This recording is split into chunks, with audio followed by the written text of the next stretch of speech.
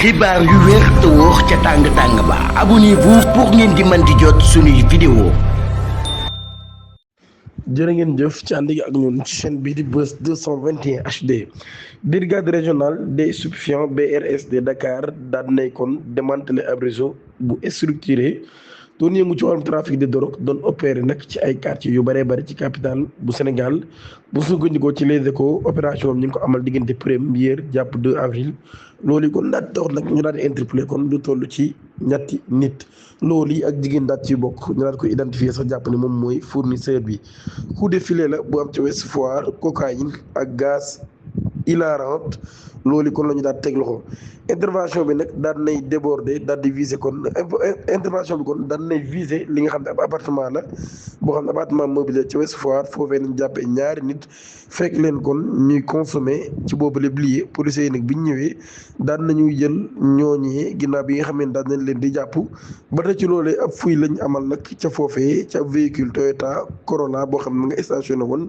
ci fu dend ak kër yi appartement bi nekkoon ci loolu kon daan tax ñu daan fay fekk kon 5 grammes de cocaïne soigneusement dissimulés. Les 2 hommes ont été placés en garde à vue pour association de malfaiteurs, détention et trafic de stupéfiants. Fournisseur bi nag daan nay daanoo ca Wakaam ak ay pilules yu yoo ci TikTok.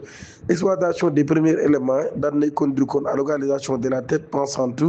du réseau à Wakaam. Cette dernière, pointe le journal, a été interpellé en flagrant délit lorsqu'il s'apprêtait à livrer un demi-blé de cocaïne à proximité de lycée de Ouakam. Perquisition bi ñu amal ci këram nag daal daan fekk kon ab stock bu am solo lool ci ay produits psychotropes notamment 240 comprimés d'ecstasy dont certains des couleurs rouges et violettes surnommés TikTok. Ci audition bi nag daal nay xam ne ni kon moom boobu lépp dorog moom mise en cause bi nag ñu ngi koy toppee kon gratification des malfaiteurs, détention et trafic international de stupéfiants ginnaaw bi nga xamee ni daan nañ koy teg loxo fekk mu yor boobee lépp dorog yi nga xam ni dañ koy tere ci réewum Sénégal. Avortement ba mu amal ca États-Unis moom Nabou Daas day daan nay dakkal ak noppeem daal di assumer bépp accusation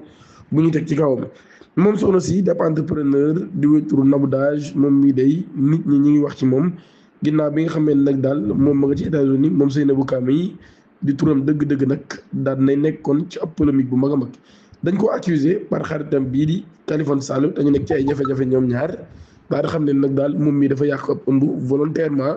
moom Nabou Daas nag daan nay génn weddiwul loolu yi waaye sax lu gën a doy waar mooy daan nay xam ne nag daal moo def lu ni mel daal di assumer décision bi nga xam ne jël na ko daal di xam ne ni moom moo yàq ëmbam boobee ndax nag daal dafa amoon ay risques yu bëree bëri ngir wér-gu-yaramam te ay médecin am ci boppam nag daal ñoom ñoo ko xamaloon ni grossesse la boo xam ni grossesse bu risqué la maanaam boobu lépp ëmb moo tax kon mu daal koy yàq. lutte contre le VIH patients yi nag jamono ji daanaka dematuñ faju ji. Le programme de suivi des personnes vivant avec le VIH connaît des graves perturbations. La traque contre les homos est en train de déteindre sur certains des programmes de santé publique, alerte Les Échos dans son édition de mardi. daan nañuy xam kon ci boobu leen mbir lu yees constat yu ñu def nag daal di ay constat professionnel de santé daan nañ reporté par la même source daal di xam ne nag daal loolu kon jamono ji patient yu bari ñëwatuñ jël ci seen rendez-vous mun nag daal ñëwatuñ tamit ngir ñu considérer wala sax ñuy récupérer seen ay résultats muy nag daal loolu yëpp nag daal dara waralu ko loolu dañoo jàpp ni ay mbir la yoo xam ni mbirum Pape Cheikh Diallo mi ak ñeen ko jàppandool moom moo ko waral